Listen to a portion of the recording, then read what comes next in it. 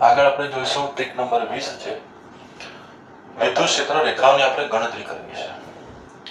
તો કોઈપણ વિદ્યુત ભારમાંથી બહાર નીકળતી અથવા અંદર દાખલ થતી ક્ષેત્ર રેખાઓની સંખ્યા હંમેશા તે વિદ્યુત ભારના મૂલ્યના સમપ્રમાણમાં હોય. એટલે કે ક્ષેત્ર રેખાઓ એ કોના સમપ્રમાણમાં હશે? વિદ્યુત ભારના. હવે બે જ વિદ્યુત ભાર હોય, ધન અને ઋણ હોય છે. તો એમાં N1/N2 = Q1/Q2. માત્ર રેખાઓ ગણીને આપણે વિદ્યુત ભારનો ગુણોત્તર મેળવી શકાય છે. એ આપણે આગળ જોઈએ.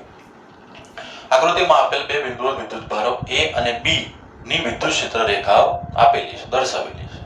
આકૃતિ પરથી બંને વિદ્યુત ભારોના પ્રકાર અને તેમના મૂલ્યનો ગુણોત્તર કેટલો થાય એ આપણે જોવાનું છે.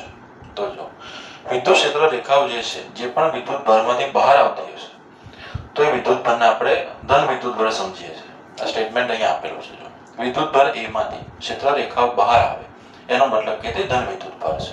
આ રીતે જો બધી બહાર આવે છે, આ A છે અને આ B છે, તો અહીંથી બહાર આવે છે.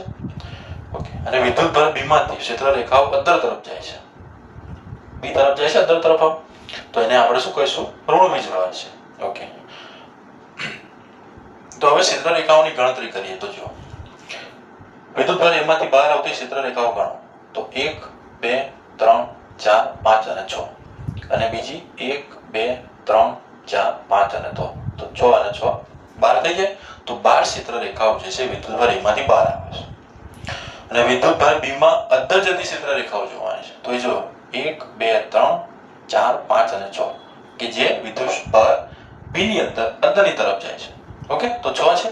તો અહીં ગુણોત્તર કરીએ. ડાયરેક્ટ ફોર્મ્યુલા આપણને ખબર છે, તો ગુણોત્તર કરશો આન્સર આવશે 2. તો અહીં ઓપ્શનની અંદર આપણો આન્સર આવશે A ધન છે, B ઋણ છે, અને એનો ગુણોત્તર 2 થાય છે. ઓકે. Thank you.